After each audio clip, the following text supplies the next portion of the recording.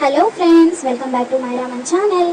ఈరోజు నేను చికెన్ మోమోస్ ఈజీగా అండ్ టేస్టీగా సాఫ్ట్గా ఎలా చేయాలో చూపిస్తాను.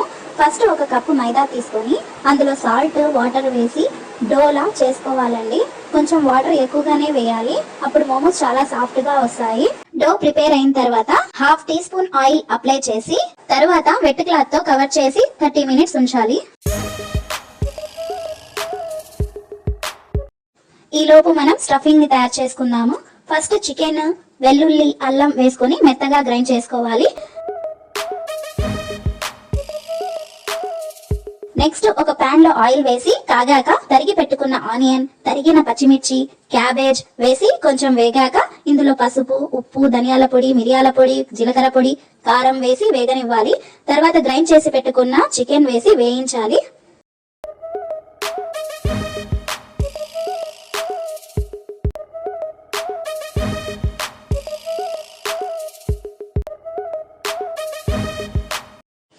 లాస్ట్ లో లెమన్ జ్యూస్, సోయా సాస్ వేసి 2 మినిట్స్ వేయించి చల్లారనివ్వాలి. తర్వాత ఇది కోర్స్ లాగా గ్రైండ్ చేసుకొని పక్కన పెట్టుకోవాలి.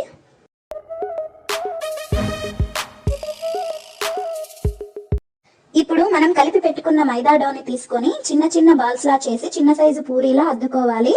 మిడిల్ లో మందంగా ఉండాలి. తర్వాత ఈ చికెన్ స్టఫింగ్ ఎంత కుదిరితే అంత పెట్టుకో అంచులు క్లోజ్ చేసేసేయాలి. వీడియోలో చూపిన విధంగా ఫిల్స్ లా పెట్టి మోమోస్ షేప్ లో చేసుకోవాలి. లేకపోతే మీకు నచ్చిన షేప్ లో చేసుకోవచ్చు.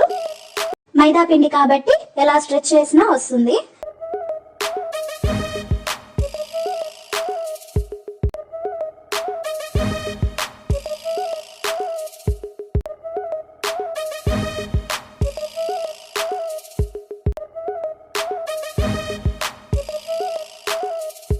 ఇప్పుడు ఇడ్లీ పాత్ర తీసుకొని ఆయిల్ అప్లై చేస్తే ఈ మోమోస్ ఈజీగా వచ్చేస్తాయి. మోమోస్ ని పెట్టి 15 మినిట్స్ స్టీమ్ చేయాలండి.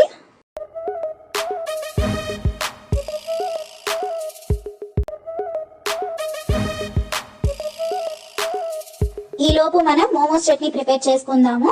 ఫస్ట్ ఒక పాన్ లో వాటర్ వేసి ఎండుమిరపకాయలు, సాల్ట్, టొమాటో, అల్లం వేసి టొమాటో మెత్తబడేంత వరకు ఉడికించి దించేయాలి.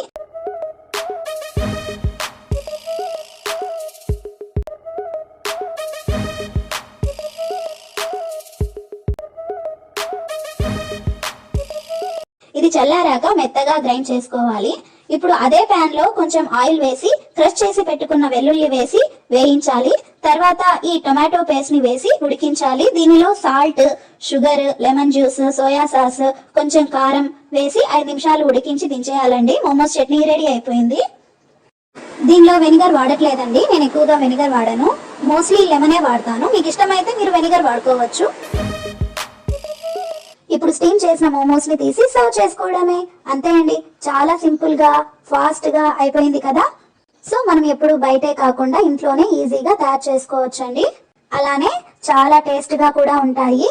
సో మీరు తప్పగా ట్రై చేయవలసిన రెసిపీ అండి. ఈ మోమోస్ ని మీరు ట్రై చేసి మీకు ఎలా వచ్చిందో నాకు కామెంట్ చేసి చెప్పండి. ఈ వీడియో మీకు నచ్చినట్లయితే లైక్, షేర్, సబ్స్క్రైబ్ చేయండి.